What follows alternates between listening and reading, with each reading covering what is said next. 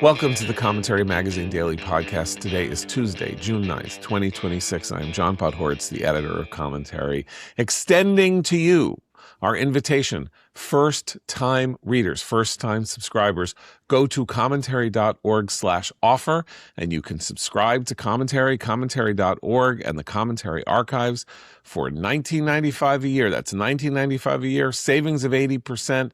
We have had just an avalanche of orders since I began talking about this last week.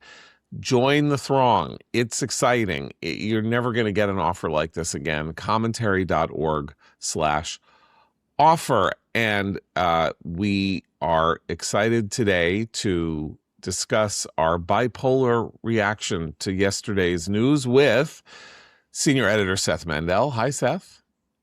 Hi, John. Washington Free Beacon editor Eliana Johnson. Hi, Eliana. Hi, John. And our contributing editor, Puba, at the Foundation for Defense of Democracies and expert on all things not bipolar, but multipolar when it comes to the Middle East, Jonathan Schanzer. Hi, John. Hi, John. So Jonathan Schanzer, what the hell is going on? I'm just going to mention three things. Iran flings ballistic missiles at Israel.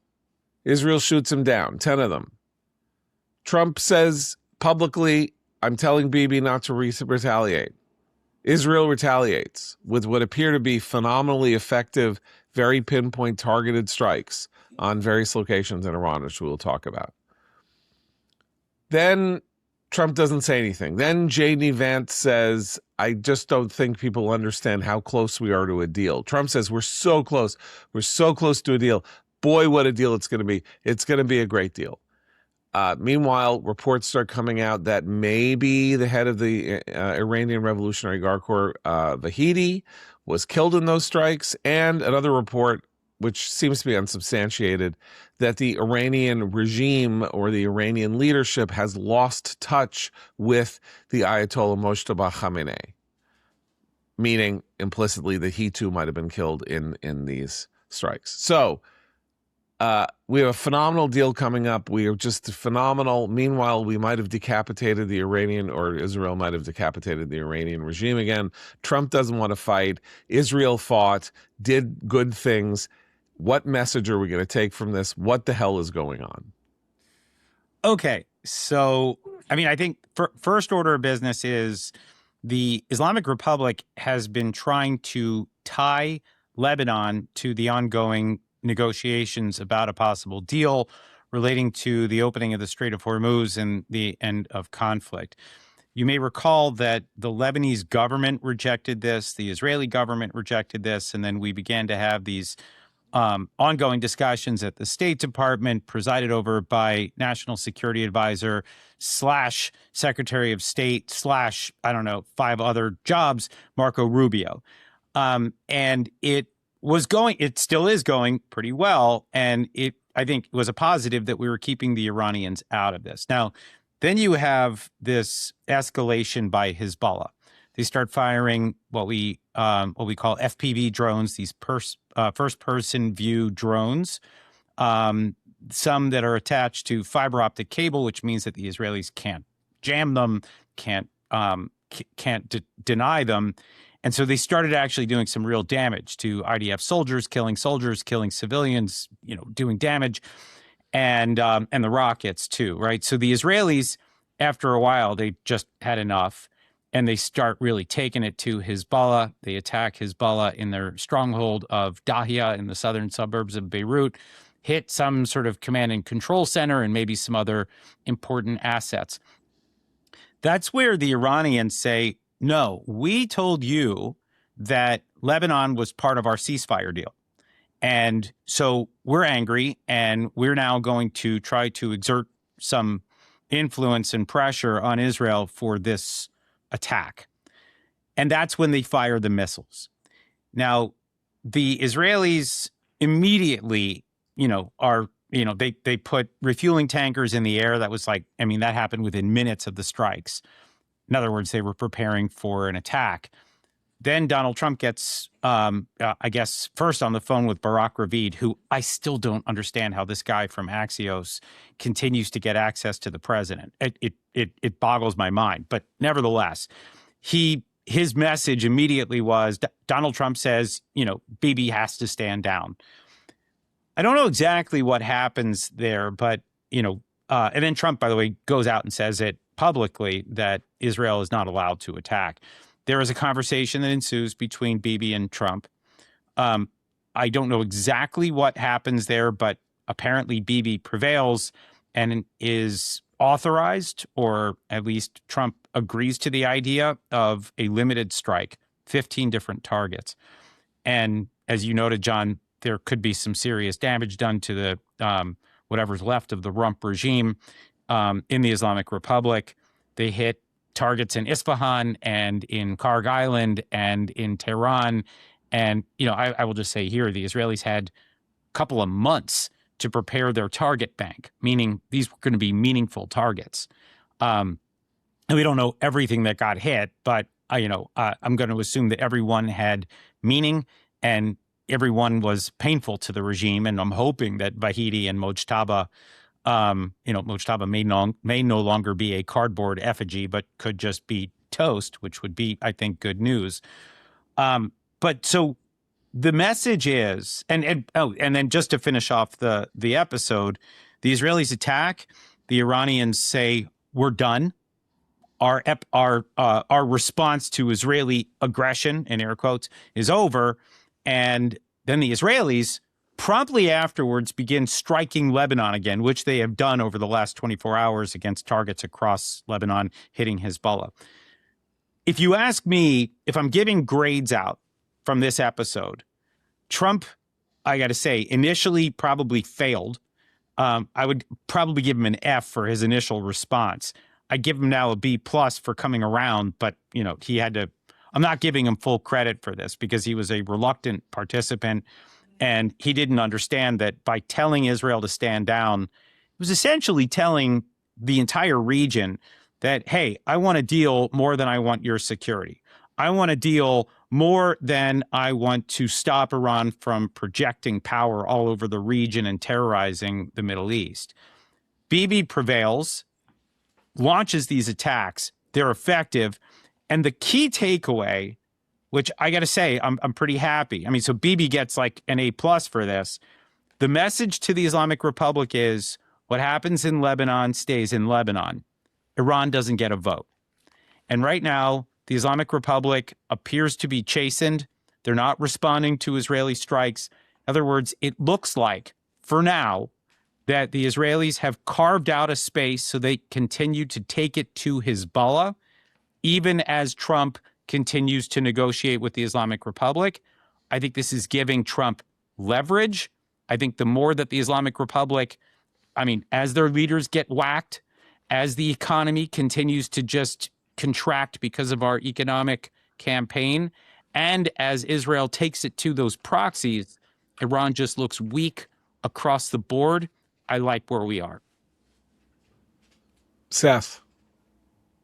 That's very upbeat, Jonathan. I appreciate that. I don't know how to follow that because I try to be upbeat, but that's reversing. I don't want to reverse roles just for the sake of reversing roles. So, but what is the thing that gets me is the idea of this deal, right? JD Vance is really excited about a deal, and we're talking about leverage, having leverage over the Iranians.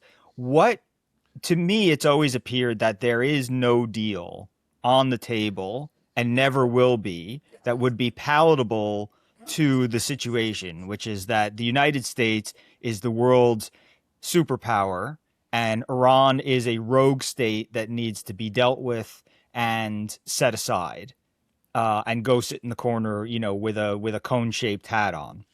So to me, it's always seemed there's no deal that would recognize that imbalance that both sides would agree to. So my remaining nerves on this are that I'm not sure what we have leverage for exactly? Like, can you get into that a bit?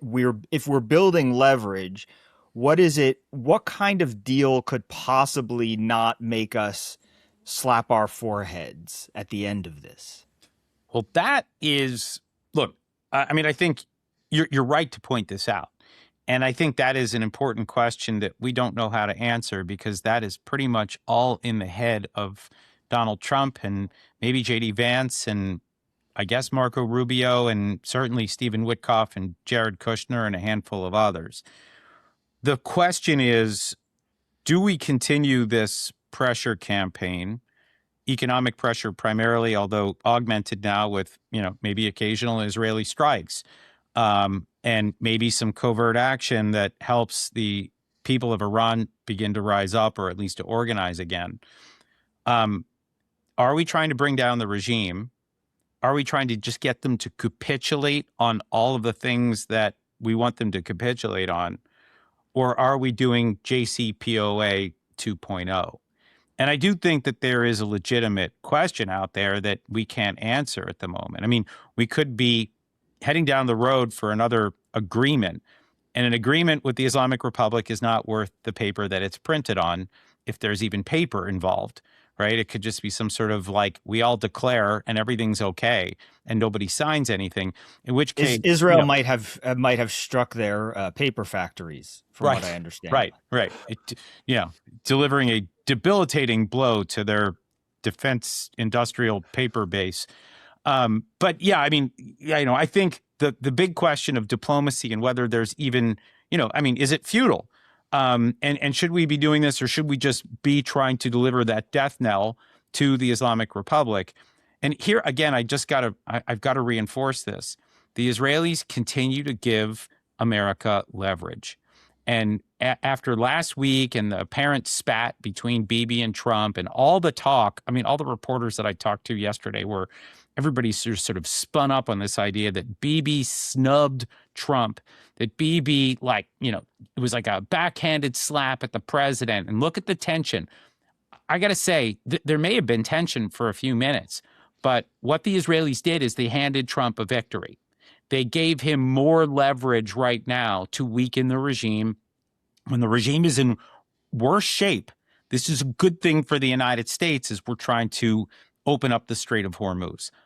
I got to say, again, at least from where we are now, I'm very pleased. Now, I take your point that down the road, we could be very unhappy again. And I'm not telling you that everything's going to be awesome with these negotiations. But what I will tell you is, when we look at this round of fighting, this one-day round, I think Israel emerged looking really strong, and it has freedom of action around the region, and the United States has benefited from this. I will say, if there's any one concern, it's that the Houthis may be reactivating out of Yemen, and I don't like that. That would be the Islamic Republic saying, okay, well, we're not going to do this anymore. We learned how dumb that was, so now we're going to fight to the last Arab again, and we're going to, activate our Yemeni useful idiots, which, I do think that could be what's going on here, and that could create new problems for us in the Red Sea, but not yet.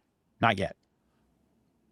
Eliana, what J.D. Vance said last night is worth unpacking, because it represents an ethos or an idea that the interests of the United States and Israel may diverge at some point in the course of this conversation about what to do about Iran.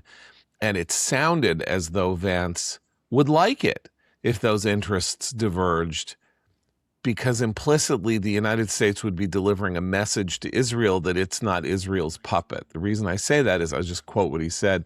There are cases in which the interests of Israel and the U.S. diverge. We can achieve a long-term nuclear deal with Iran. Israel may not like it. Now, let's think about this for a minute, because if there is a good deal to be had, and I think we all agree that there is no good deal to be had, because you can't deal in good faith. But nonetheless, if there were a good deal to be had, of course Israel would like it. Like, we would all like it if it were a good deal. Anything good could look good. The issue is whether there can be a good deal, because you're talking about who your negotiating partner is and what condition the world is left in when the deal is achieved, and we move on from this period of time to the next period of time. And it's almost as though the restrainers in the administration want there to be space between Israel and the United States, and would like it if Israel were unsatisfied by some piece of paper signed between the United States and Iran, because it would, I don't know what psychologically this is about. Is this about showing Israel who's the boss? Because I don't think Israel needs to be shown who's the boss.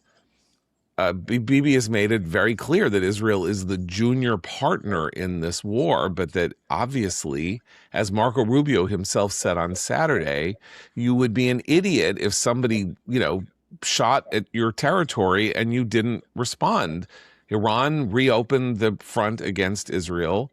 Israel had to respond. Trump's initial feeling was, don't, because I'm in the middle of a negotiation. Then Bibi said to him, I have to. And then Trump said, well, I guess if you have to, you have to. That's the point at which he went from getting an F to getting a B+, according to Schanzer. So I just think there's an interesting revelation of fissure lines inside the MAGA Trumpian who's going to take over from Trump when Trump is gone camp that Vance seems to be trying to articulate quite incompetently, I would say, but nonetheless.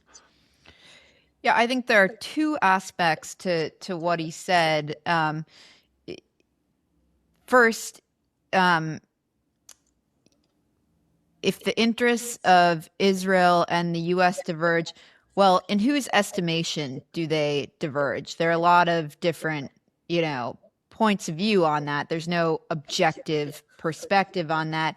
And then if they do diverge, where are those divergences hashed out or discussed? Are they hashed out in public before the American people, or are they hashed out in private? I mean, John, you and I have many friends who have worked in administrations who have had heated disagreements with the Israelis that have been hashed out in back rooms. But I think we all know that with close allies, with whom we fight wars alongside, this goes back decades, centuries. We know about the frictions between presidents and prime ministers, between military generals in the U.S. and the U.K. These things are typically hashed out behind closed doors. We try not to advertise them. And I think there is a faction of the right, what we're really talking about here, that wants to publicize these things and have a public break between the U.S. and Israel, and in the what really is a historically close alliance, that this war made. We've never fought a war with Israel like the one that we just did. So to me, it's really a question of where these discussions are had, because of course we're going to have divergences of opinion with the Israelis, who are a difficult people. Stiff-necked. The Jews, the Israelis, we're a difficult people with lots of different opinions. So I think those are, to me, the big questions here. Can I just add one other wrinkle to all of this? I mean, there's the J.D. Vance statement. There was actually the statement by Donald Trump himself saying, I call the shots. And, and it was a clear assertion of, the American dominant position, which, again, to John's point, I don't think anybody questions, right? And can I just say, when you're saying something like that, you're saying it from a point of weakness. And of course, it happened at a point when Bibi then went and did something Trump didn't want, or maybe he didn't want, and then he was convinced to. But the other thing, and Eliana, I'd love to get your take on this, and obviously Seth and John. But there was that report that came out. I guess it was yesterday, or maybe it was on Sunday, that the U.S. intelligence community assesses that the Israelis are now snooping on. Yeah, we talked about it yesterday. Yeah, and this is part of that bigger picture, right? These are deliberate leaks designed to further weaken and inject tension into the U.S.-Israel relationship. And I think to underscore the point that, oh, the interests diverge, they're not allies, they're adversaries, and so on. Well, okay, so where we are now is that effectively there's never been a ceasefire, but there was a systematic idea that there weren't going to be active exchanges, country to country direct active exchanges. There would be little hints of things, and pretty much Iran was going to, if it was going to be active, it was going to go use little drones. It was going to go across the Gulf and not toward Israel. It engaged one of the two actual adversaries in this fight, and it got its hat handed to it. First of all, the missile strikes were unsuccessful, did no damage, and in response, a lot of damage was done. So in the battle of June 7th, the Iranians lost the battle of June 7th. Now, maybe on June 8th, maybe on June 10th, they'll do it again and a missile will get through or something like that. But we have clear evidence that this 2-month ceasefire, right, which was or month ceasefire. How I can't even remember what dates anything. It was month ceasefire. Ended with the Iranians losing the let's go active again. So it not only gives Trump leverage, I think it suggests that yet again, where we are in the United States is that we are negotiating with ourselves. It's clear that we can probably act as we did through the first phases of this war with impunity. It's just a question of what it is that we're willing to do and whether we have not the will, but whether or not the general idea of restraining ourselves at the secondary and tertiary target level to things that aren't necessarily military, but would even more ravage the economy and even more throw them on their back foot and maybe even more threaten whatever possibility they have of fantasizing that they can reconstitute both their missile construction program and their nuclear program, that we can do that simply by flicking a switch. What we don't know is how our level of munitions, and we don't know what inside the administration people are saying about what it would mean to hit oil installations, to hit the export, places on Karg Island, and to hit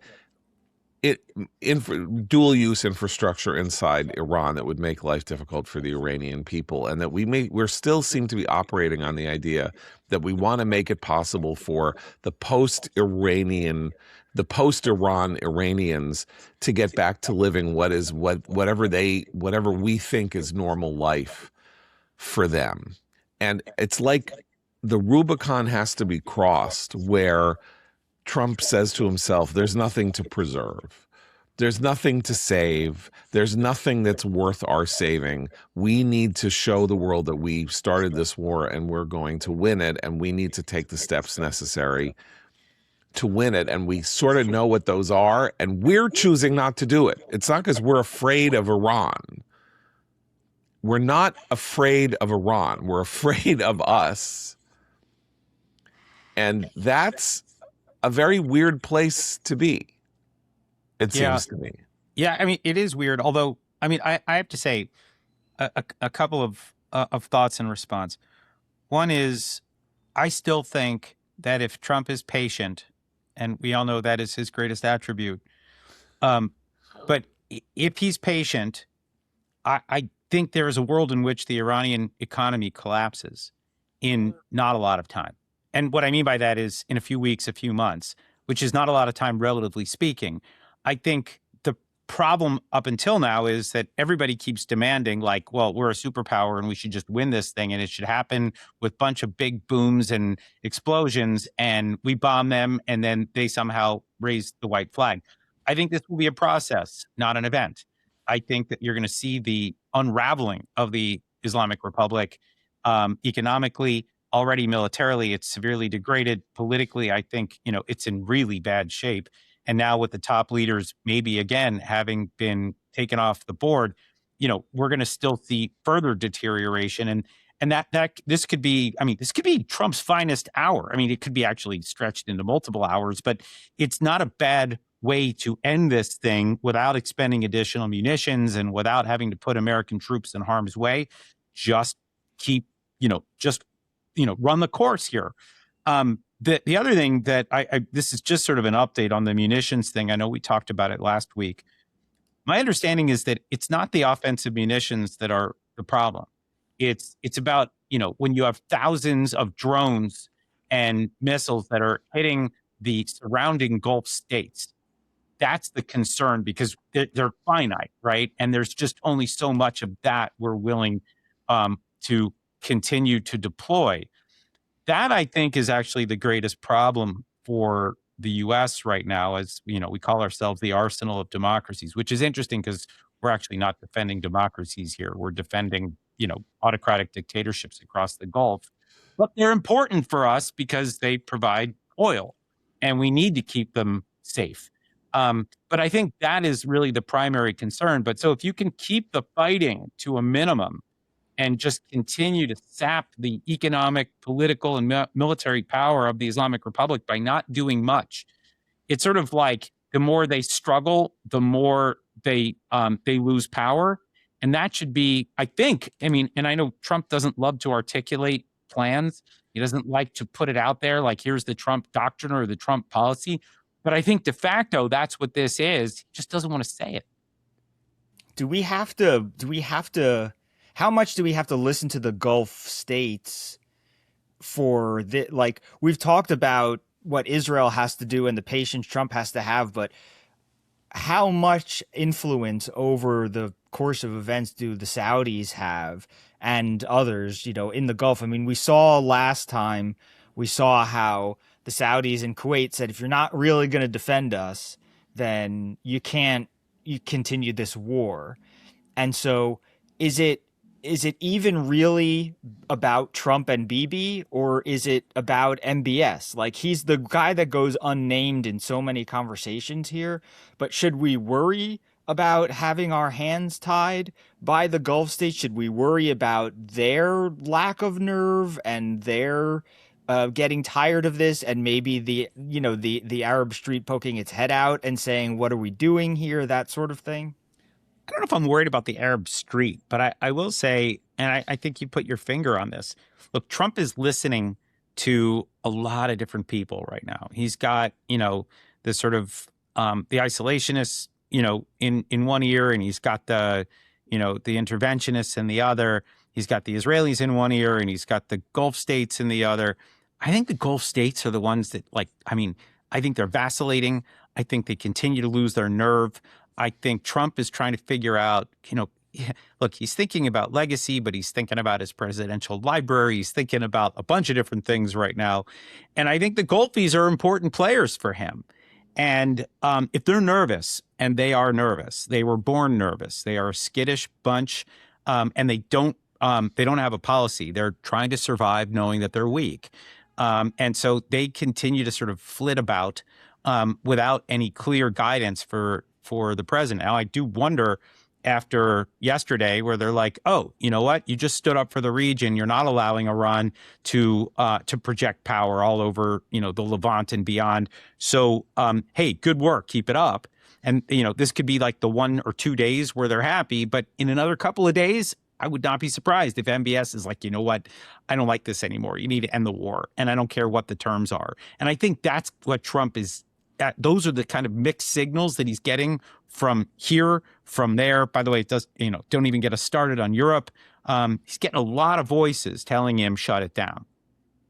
Okay, but, this is where we have to talk about the most uncomfortable aspect of what's going on here, which is what are the incentives to continue or to end the war that aren't just that, Trump doesn't want to wreak more devastation on Iran and look bad and look mean or whatever it is that is going on there, that has stayed his hand, or the fear of oil prices or whatever. But are there things going on with this administration which has been behaving in ways toward certain nations in a way that not since the early 20th century or something like that have as an American administration or American politicians been so conscious of representing the business interests of other players as they seem to be now, and the economic interests of the president's family and of the families of some of his cabinet members and negotiators. And that's where we start getting uncomfortable, that there are exogenous factors that have nothing to do with policy, nothing to do with whether or not the Saudis are worried that they are being put in a bad strategic position, but that the Qataris have been spending a lot of money, getting a lot of people on their side, and that they are calling in their chits and saying, do what you can to make sure that this goes the less hawkish way right now. And I don't know how better to say this, that, Trump decided to start this war on February 28th, and some of the people who welcomed the war because they would rather not have an Iran than have an Iran, got the idea that it wasn't going to end with Iran, with the IRGC and the Iranian regime disappearing, and that now they would like some kind of a sue for peace moment, and that they are talking to their purchased assets in the United States to get that done. Am I being unfair? I don't know how not to raise these questions. You have to raise them. And I do think that the foreign influence problem writ large is one that we need to wrestle with. I don't know if you guys saw, we put out a report at FDD last week about how much money the Qataris have spent in the United States over the last 15 years. It turns out, and this is low-end estimate, that the Qataris have dropped something like $403 billion in U.S., right, across a range of different industries over two decades, right? Over 2 decades. Was that the time frame? Yeah. Yeah. Most of it was in the last 10 years. You could go back a little bit further, but the lion's share was 10 years. And the money spans, it's defense tech and biotech and real estate, but it also includes, White House Correspondents' Dinner parties and the congressional baseball game and keeping the Metro open during the Stanley Cup playoffs here in Washington. And the plane. And the plane, right? And on it goes. It's naked influence buying, right? And by the way, that number, if you actually hear Trump, if you hear the Qataris, they will tell you, and we just couldn't substantiate it with the receipts, but they will say it's $1.2 trillion. And so, look, yes, there's a problem with individuals growing wealthy off of, investments from Gulf states. But there's also just this broader problem. Texas is just awash in Qatari dollars. South Carolina, Florida. And then you ask yourself, will Lindsey Graham, lock horns with the Qataris? I don't know, right? These are problems that extend well beyond the Trump administration. John, I think you're right to raise that, the Trump, family stands to gain. I would say that at least there we see some healthy tension where Trump's saying, you know what, I know what the Qataris want, but I have a legacy to think about as president of the United States. I'm more concerned right now about the bigger picture. $400 billion, let alone $1.2 trillion, is a lot of scratch. What are we doing to actually get a handle on this? Are we bought? Are we a charity? I don't know if we understand exactly the full extent to which these foreign actors have, tried to engage and maybe are successfully engaging in what we could only call state capture, right? Where our hands are tied because of the amount of money that they have sunk into this country. Well, why don't we ask now the political question that I was discussing last night at the the fifth anniversary of the really wonderful journal Sapir, edited by Bret Stephens, produced by the Maimonides Fund, which I really heartily recommend to everybody to read, to subscribe to. It is a magazine of Jewish ideas about the Jewish future that has a very unusual organization quarterly, because it organizes itself around a single topic, like aspiration. The new issue they have coming out is about how to fix America from a Jewish perspective.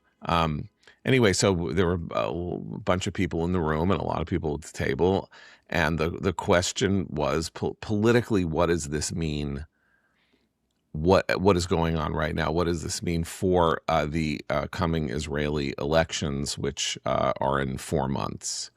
And it is one of the most interesting and impossible to follow political stories, because people in the United States don't understand the nature of the unbelievably Byzantine Israeli electorate, party system, party structure, and the way in which a government is cobbled together to get 61 out of 120 seats in the Knesset, to get a prime minister installed and then up and running. And I think part of what the question, which goes to also American interests here, is that Bibi not only had to strike because it is now Israeli policy never to not respond, never to fail to respond to aggression. Having failed to respond to aggression in 1991 when Saddam Hussein hit Israel with Scuds, and George H.W. Bush insisted that Israel not respond because the United States was taking care of Saddam. And that they should just stand down, which then gave them the idea that they could force, over the course of the next couple of years, and then followed by the Clinton administration, kind of force Israel into some kind of a deal with the Palestine Liberation Organization. So Israel will respond when it is aggressed against, period. And that is like a kind of universal policy. Inside Israel, there is no if you ask, do we need to respond if Iran fires missiles at us, the 95% of Israelis would say yes. So Bibi's opposition has been using this against him. In fact, running to his it's weird to call it to his right, but in a general simplistic sense, running to his right on that note, and saying, people like Yair Lapid saying, elect us so that a country 6,000 miles away isn't the one telling us what to do and how to defend ourselves. Right. Can I just ask? Sorry, can I just ask a quick question about a potential deal? Or you want to kick me back on it? Okay. No, go ahead, John. Quick question about a potential deal. Let's say we reach a deal, theoretically, under which the Iranians open the Strait of Hormuz. What is to stop them from closing it again? And how are you thinking through that? I guess I'm just thinking about the risks from them emerging from this, understanding that they have the leverage to close it without us demonstrating that we can open it by force. And I guess the second scenario I'm thinking through is, should we open it, even if we open it by force? How big an operation is that? And even if we do that, would that deter them again from simply closing it again? And would we be willing to go back and open it again should they do it again? I guess is a deal under which they just agree to open it a satisfactory deal? I think it's satisfactory for Donald Trump because it would alleviate some of the financial pressures and the political pressures that he's feeling right now, heading into July 4th, heading into summer months of travel, heading into yeah, I mean, heading into the midterms. I mean, obviously. So all of those things I think would be welcomed by him. The question about a large scale sort of can opener approach to the Strait of Hormuz, I think it would be painful. I think you'd see the deployment of troops, which Donald Trump is loath to do, right? He doesn't want boots on the ground. This is part of his big thing about, not getting into long, what people have been calling forever wars, and, losing hundreds or thousands of troops in battles, in far-flung places. That does not resonate with the American people, still doesn't. And by the way, I'm sort of okay with that. I think that's baked into the calculus right now. But I do think that, let's just say the regime does agree to open the strait under some sort of diplomatic agreement. My guess is that the U.S. has to start planning for another closure at some point. And there, I think what you probably have is the deployment of different military assets, whether they be bases or underwater drones or other things that I don't know how to predict. But in other words, it's, we have contingencies and plans in place for when this happens again, and we can respond immediately. So my guess is we probably have a more permanent deployment, not just for the protection of, oil assets deep in, the eastern province of Saudi Arabia, but probably more along the coast with our allies, to make sure that if we see movement, if we see aggression, if we see deployment by the Islamic Republic, it can be countered in real time. That's, I think, my best guess right now about how to prevent this in the future. But Eliana, there is nothing that prevents the Islamic Republic from deploying a handful of idiots with shoulder-fired weapons to take out an oil tanker a month after a deal is struck, spooking insurance and reinsurance companies, spooking all these countries that don't want to, risk losing their investments in the oil that they've purchased. And so everybody stands down again, and the strait is locked. Can I ask a silly sounding question along those exact lines?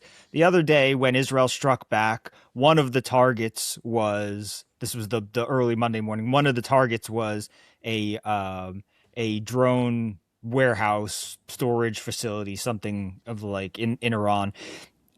Why don't we blow up all their drones? I know that sounds like a cartoon, but if we, the US and Israel, have the coordinates and own the skies over Iran and know where this stuff is, why wait for a perceived violation of a ceasefire or a crossing of a specific red line? Wouldn't it be good if Iran just didn't have its drones? I mean, is that as silly as it might sound? Well, no, it's absolutely not silly. That's why the ceasefire is so inexplicable. That's why Trump's fetishization of the term ceasefire is so inexplicable. He wants there to be a deal. It is his line, and J.D. Vance, mimicking their line, that Iran wants a deal. Iran would like to end this war, and Iran really wants a deal. And he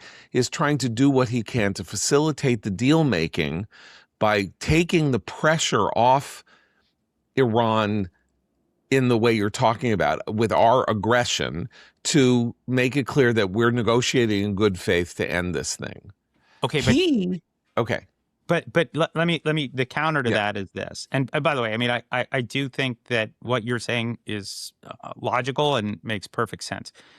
And two things. One is, there are some targets that I think that the U.S. can hit or the Israelis can hit, and there's some that cannot. Right? These missile cities that are embedded deep inside a mountain that have thousands of drones, they are impenetrable. What I've heard is that, the Israelis and possibly the United States expended a large amount of munitions trying to penetrate these reinforced, edifices, I guess, and they couldn't. It was just they were not able to do the damage that they wanted to. So there are probably hundreds or thousands, or I don't even know, maybe even 10,000 of these missiles and drones that cannot be touched. at least right now. They have to be pulled out in order to get hit, or you need boots on the ground. The other thing, and again, this gets back to the munitions problem that I've been, I really have been trying to get a better grasp of this. But it's not that we can't afford to drop munitions on these things if we see them and when we identify an opportunity. There will be a response, and the response will be all over the Gulf. And then we are forced to protect our allies and their oil assets. The Israelis are forced to expend additional ballistic missile interceptors. And all of this, I think, look, I'm not saying that we are running on fumes, but I would say that it is always smart to keep more in the tank, not knowing what could be around the corner. And I do think that explains some of the tensions here. It may not be, and I do think that there's probably, to John's point, there's sort of a fixation with this idea of getting a deal, and that may be driving a lot of this. But I do think that one of the pressures that Trump is feeling is, from, I don't know if it's the comptroller of the Pentagon or it's some guy, the bean counter that's sitting there looking at the munitions and saying, I don't know about this. Like, maybe don't keep expending Thads and Patriots and, and all these other expensive and exquisite munitions because, hey, there's the Taiwan thing we talked about, and there could be escalation with the Russians on the edge of Europe. And by the way, we don't know if the Iranians are going to, pull out new surprises. And there's other stuff that we're thinking about. I don't know, Cuba. We just need more in the tank. So, take it easy there, POTUS. John, can you talk me out of the view that emerging from this confrontation war with Iran understanding that they can open and close the Strait of Hormuz at a moment's notice is extremely bad? It's bad. But they always could. I mean, and I don't think you think that at the front of this, they knew how easily they could do this? Yeah, they did. Why didn't they do it? Well, I mean, I think they found themselves in such bad shape after that initial wave, that 40-day, pounding that they took. This was their way out. It was asymmetric, and it was basically holding the entire world hostage to try to get the war to end because they could not imagine sustaining more of a beating from the United States and Israel. They were getting absolutely shellacked and eviscerated, right? So they do this. It's their out, right? It was their weapon of the week that they did this. But if you talk to anybody at the Pentagon, talk to anybody at the Kiryat in Israel, and you ask them about the war games that are played when we talk about, battles with Iran, skirmishes with Iran, full-on wars with Iran, it's always the same thing. It either begins with the Strait of Hormuz or it ends there. It's been a constant theme. Anybody that studied the possibility of conflict, this is their leverage. This is how they get everyone by the throat all around the world. And you can see it. They've done it. And so they understand that but it's going to come at a cost, right? They are getting more and more isolated. They're getting weaker. And again, this is why I just keep saying, let them keep struggling. The more they struggle, the more the noose tightens for them. That knot continues to get tighter for them. They have fewer, they have, I think, less room to maneuver right now. And also, just don't forget, the Arab states now know who they're dealing with, and they have a lot of money that they can deploy to try to undermine this regime for years to come. You got the Europeans, as weak and as just flaccid as they've been. I think they understand what's going on. They're losing money. Their economies are suffering. They're canceling flights because they don't have jet fuel. They're unhappy. There will be retribution if the Islamic Republic survives. If it survives. Okay, let's go there. Let's go there. So I think what we're learning here is that, remember, what wasn't the policy of this war? Regime change. That was not the policy of this war. This entire war and the way it's been conducted makes no sense if Trump and Bibi, but Trump most plainly, did not actually think that what happened on February 28th and what was going to happen in the week subsequent to February 28th was not going to lead to regime change. I think we see the weakness in the war planning strategy that, in fact, what Trump thought was, they're a house of cards. I'm going to knock those cards over. I will do it with the bombing and Israel, and we will do it with the decapitation of the regime. And they will say uncle, which either constitutes regime change, which he had hinted about. In other words, the entire goals, aims, framework, ideology of the Islamic Republic would be supplanted by the fact that we had put them in a box and they cried uncle and said, we know we can't ever do this anymore. Or that the events of December and January in Iran would lead to a popular uprising and take down the regime. And that all of this, and the reason that they didn't, that the war planners understand that in a situation in which you don't factor something like that in, Hormuz will inevitably be used as a weapon by the Iranians. So since that didn't deter Trump from making the decision to go, he thought they would never get there.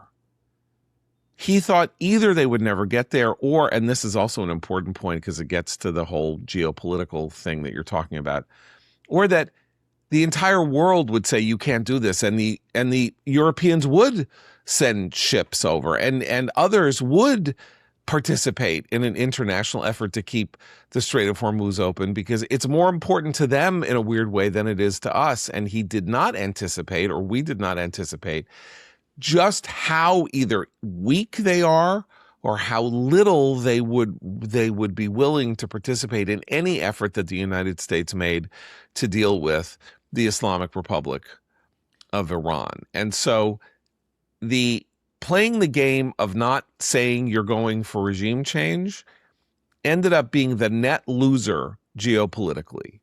That either he should have said it and made it clear to the Iranian people that it was coming and let them prepare to do some street action or whatever, or use the Kurds, as Israel wanted them to tie up the army, to create other kinds of, pressures on the regime or whatever. But I think he got seduced by what happened with Delcy Rodriguez in Venezuela, and that he got seduced by the idea that all of this could be resolved without us having to put a single boot on the ground, unlike any other event in the history of the world that involved defeating another nation in an active shooting war. Yeah, I mean, I think a few things, hindsight, 2020, the whole thing, I think there were mistakes.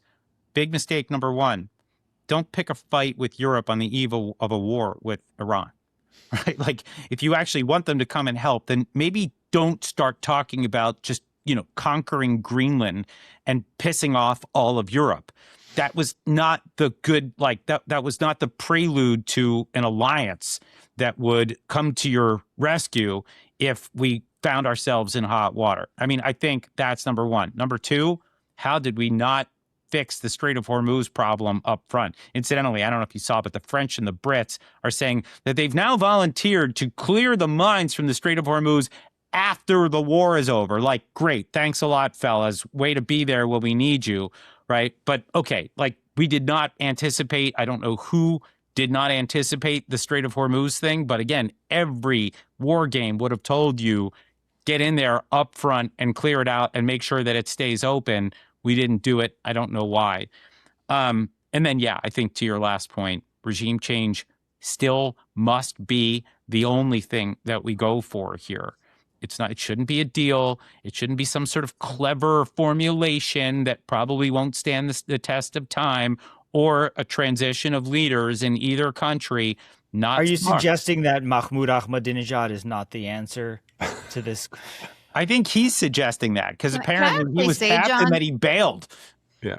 I actually thought there was a pretty telling exchange in the 60 Minutes interview between Major Garrett and Bibi, where Garrett pressed Bibi about whether the Israelis had anticipated the closure of the strait, which I have been on this podcast saying I just didn't believe that the Americans and the Israelis hadn't anticipated this, much as you were just saying.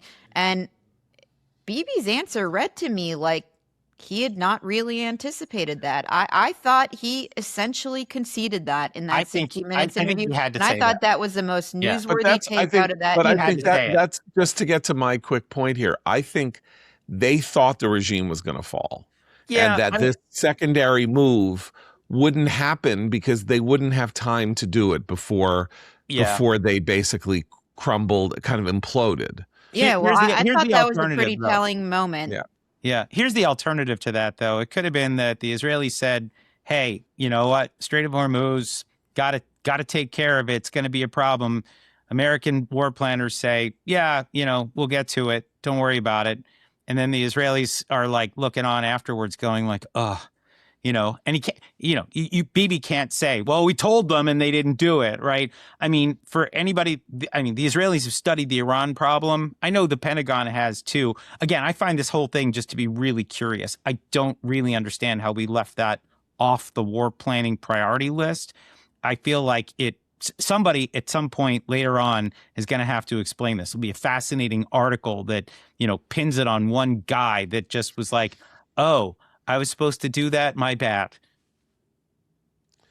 If is there, I wrote a post the other day that was fairly sunny, I thought, and I found it very, I feel that way honestly, which is that the way that the world works is the markets probably won't let this happen again.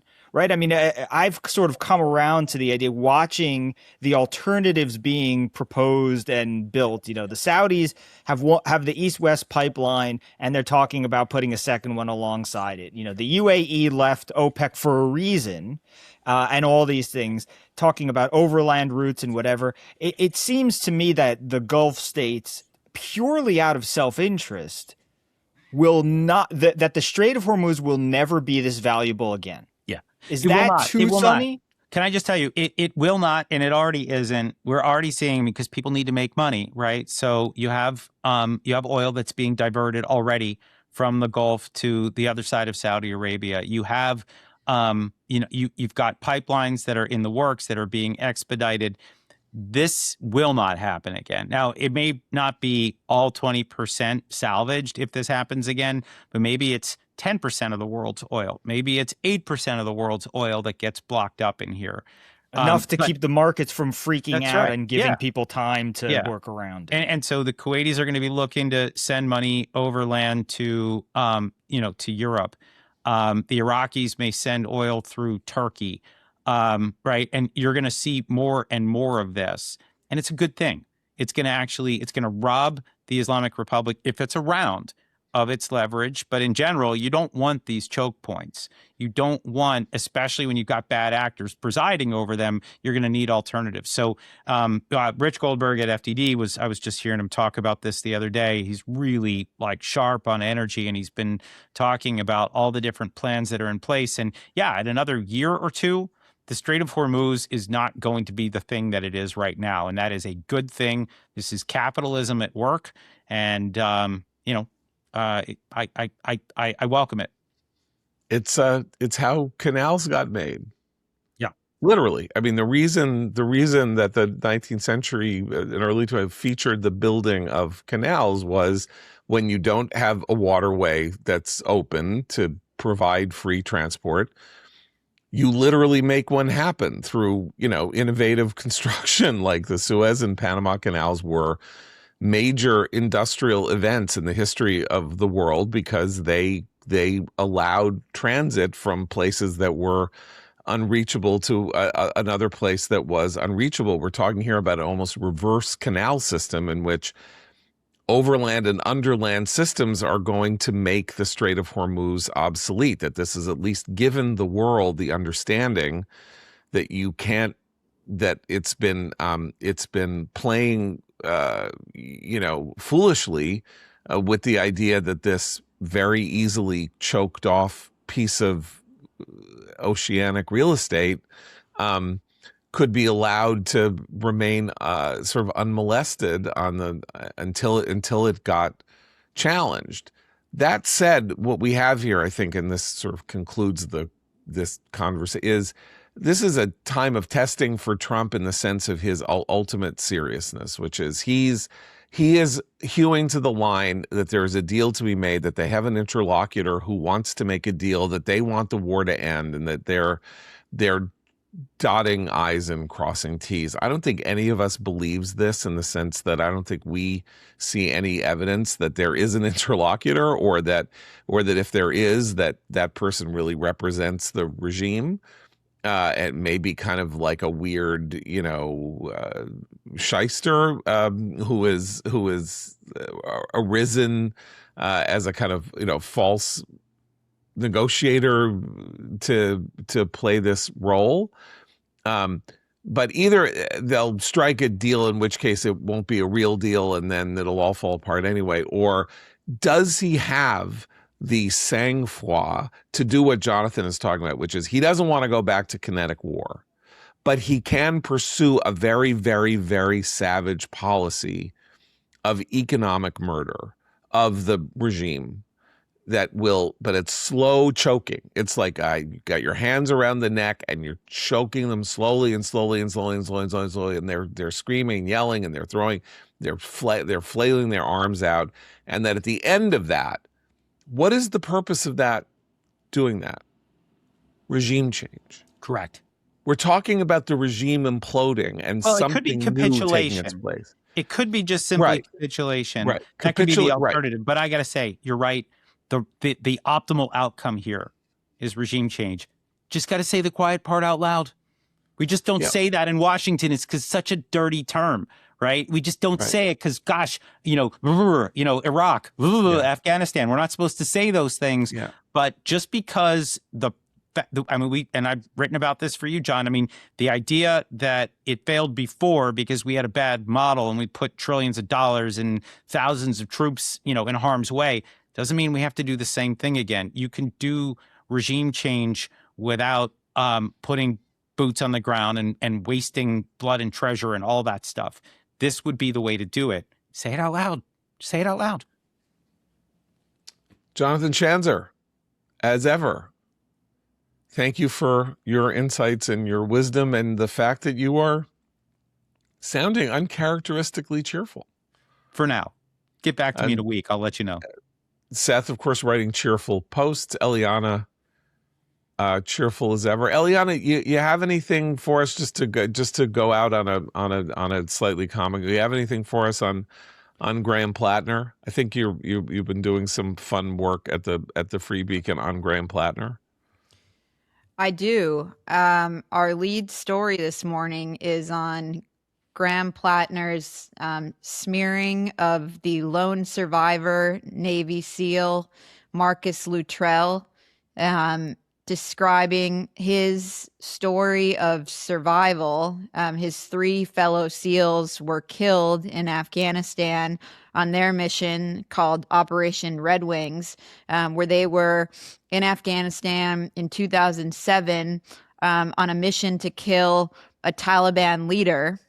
The mission was, of course, made into a movie by Universal Pictures, based on a memoir by Marcus Luttrell. Platner, in a Reddit post, described it as a BS, although he used the full word glory story, accused Luttrell of colluding with the Navy to portray it in a positive light. I have to say, I don't really think it was portrayed in a positive light. It was a failed mission, of course, and Luttrell survived after his 3 fellow SEALs died because he was taken in by a Pashtun and narrowly escaped the Taliban.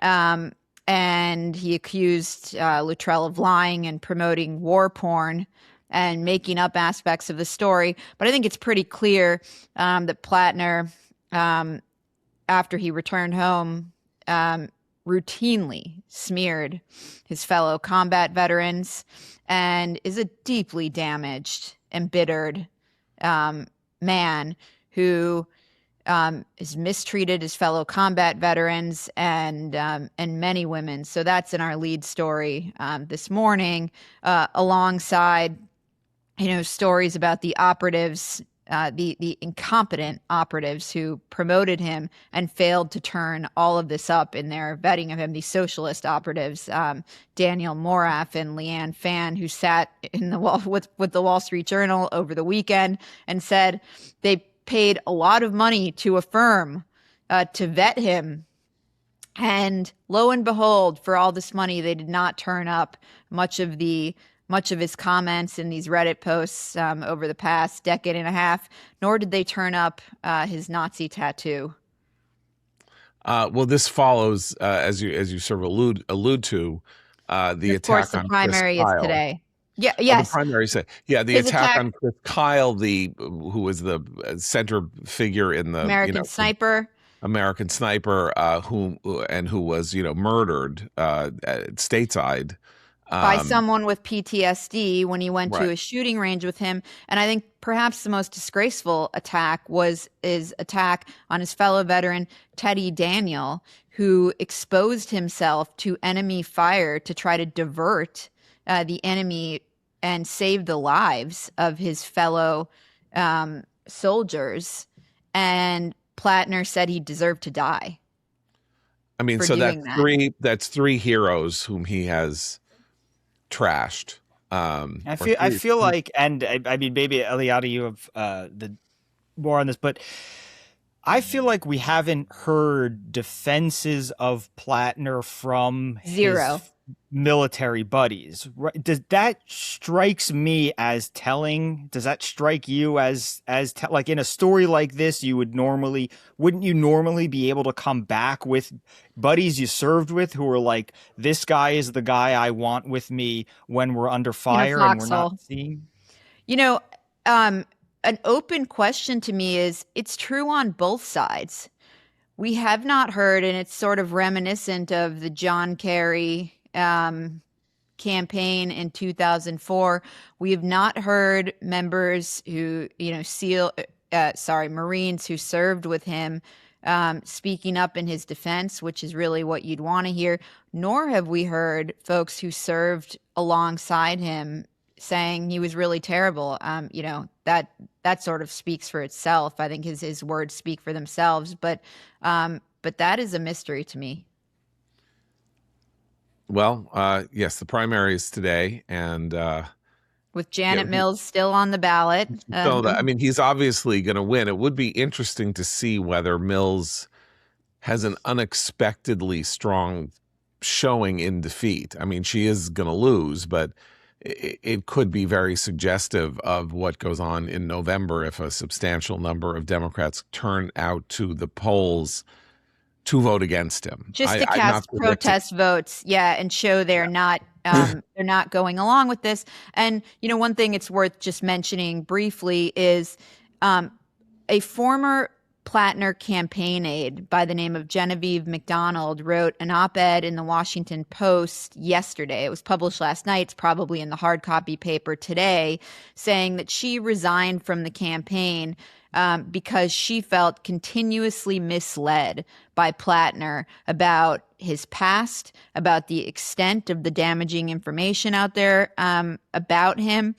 about his Nazi tattoo, and felt that he and the aides behind the campaign, this Morris Katz, who of course was the force behind the Mamdani campaign, and Leanne Phan, who were Bernie Sanders aides, were totally dishonest with her, and she felt a duty to speak up about it. And so her piece is in the Washington Post today. I encourage people to read that.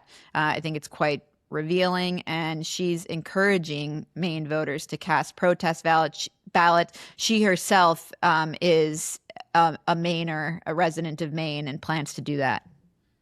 And was a elected official in Maine. She's a school board member, I think. Right? School board. But didn't she have, I thought she had some kind of other state legislative or something, but yeah. All right. Whatever. It's, obviously campaign aides,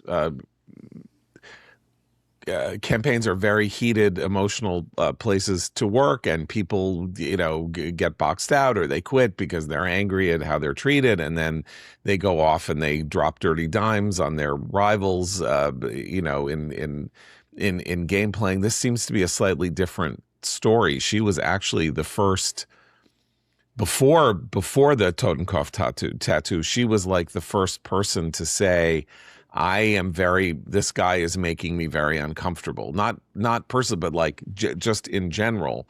That was like 6-7 weeks ago, as I recall, like that she gave an interview to the Wall Street Journal. I can't remember to whom. Well, she spoke off the record to the Wall Street Journal, Okay, yeah. and then she went on the record with the New York Times, and that was about his treatment of women. Right. And she resigned around the tattoos. So she resigned further back than that. And now she's written this op-ed to say she felt misled for a long period of time about the extent of the information that is dribbling out, about him. And the other thing that I think is revealing about the way this campaign is being run is that Morris Katz, another one of these campaign aides, threatened her and said he would ruin her when he discovered that she had spoken to the Wall Street Journal off the record about his treatment of women and instructed her to record her phone call with reporters, lying to them about what she knew about his treatment of women, and then to send him the phone call proving that she had lied to these reporters about what she knew.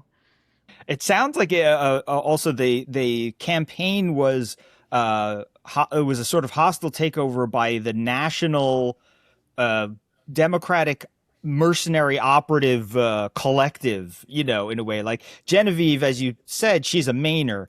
So she had this, I think she says in the op-ed something, she was the captain of a lobster boat or something like that. It's like, okay, you love the oyster man. Well, I was captain of a lobster boat. So like, we're not, this is Maine speaking to Mainers about Maine here. But Morris Katz isn't Mainers speaking to Mainers about Maine, right? These guys are like, they in this sort of national only New York City. Right? Yes. Morris Katz represents the New York City vacationers and Jewish kids who go to camp in Jappy kids who go to camp in Maine. Nor are the other duo, Moraf and Leanne Phan. And I really do want to direct people to the Wall Street Journal video interview of Moraf and Phan, who are an Ivy League educated duo, socialist duo, who worked on the Sanders campaign in Pennsylvania.